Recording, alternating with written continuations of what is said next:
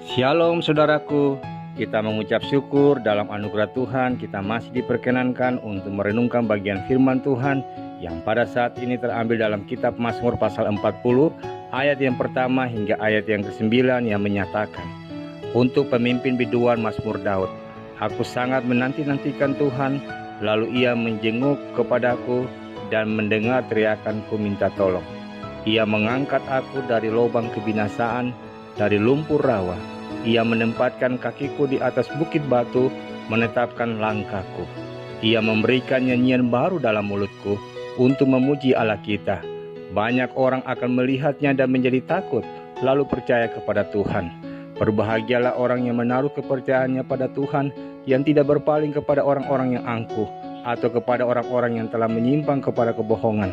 Banyaklah yang telah kau lakukan ya Tuhan Allahku, perbuatanmu yang ajaib dan maksudmu untuk kami. Tidak ada yang dapat disejajarkan dengan engkau.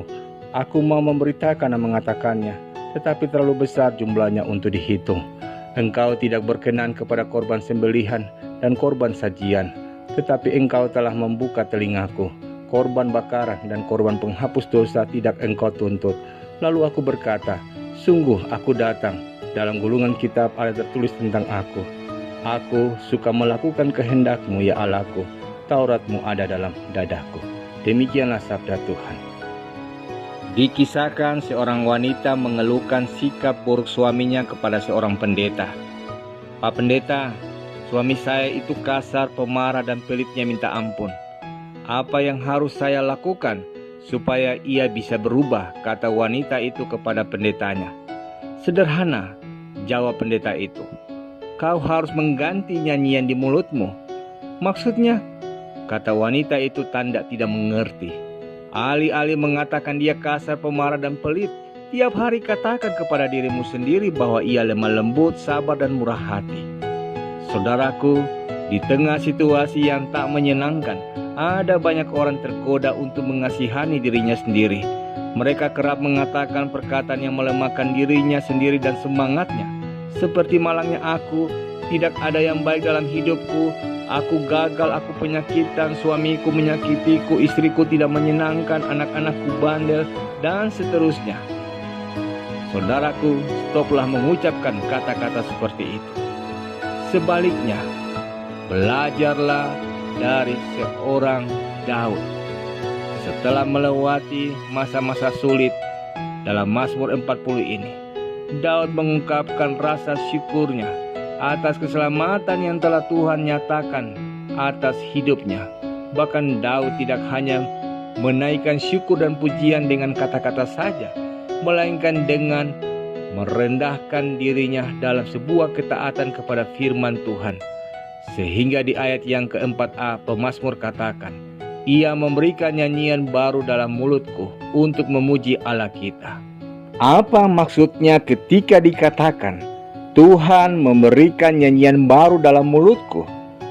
Nyanyian baru bukan tentang komposisi musik saudaraku, tapi sikap hati, cara pikir dan perkataan baru yang kita ucapkan sebagai respons balik dari keadaan kita sekarang. Tentu saja, nyanyian baru itu bukan nyanyian keluhan atau mengutuki diri sendiri, tapi nyanyian syukur, pujian, dan pengharapan iman kita. Itulah sebabnya firman Tuhan mengatakan bahwa nyanyian baru itu ditujukan untuk memuji Allah.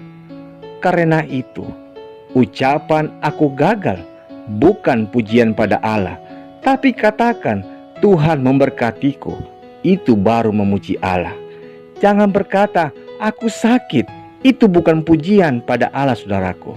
Tapi katakan, Tuhan akan memulihkanku, itu pujian pada Tuhan. Mengeluhkan sikap suami, sikap istri, atau anak kita, bahkan mertua, bukan pujian bagi Allah, tapi memberkati mereka dan berkata, dalam keadaan apapun Tuhan baik. Itulah pujian bagi Allah. Saudaraku, bukan berarti kita menyangkal kenyataan, tapi nyanyian baru ini adalah sebuah bukti bahwa kita percaya kepada Tuhan. Bahkan dari lubang kebinasaan, Kita percaya Tuhan sanggup mengangkat kita dan menjejakkan kaki kita di atas bukit batu. Nah saudaraku, jika hari-hari ini kita diperhadapkan pada beragam situasi yang melemahkan kita, iman kita, semangat kita, bahkan pengharapan kita, mulailah nyanyikan nyanyian baru tentang kebaikan Allah dan kasih sayang Allah yang akan mengubah situasi atau bahkan mengubah hati dan diri kita.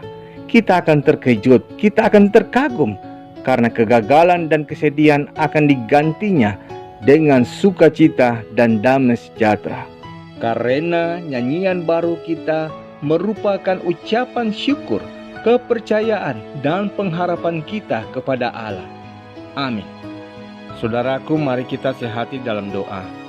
Bapa yang mulia, kami bersyukur untuk sabda-Mu yang menyapa kami di saat ini, yang mengingatkan kami untuk belajar menyanyikan nyanyian baru bagi Tuhan lewat sikap hati kami, cara pikir kami, dan perkataan kami sebagai respons atas keadaan kami di saat ini, di dalam setiap gumulan dan perjuangan hidup kami.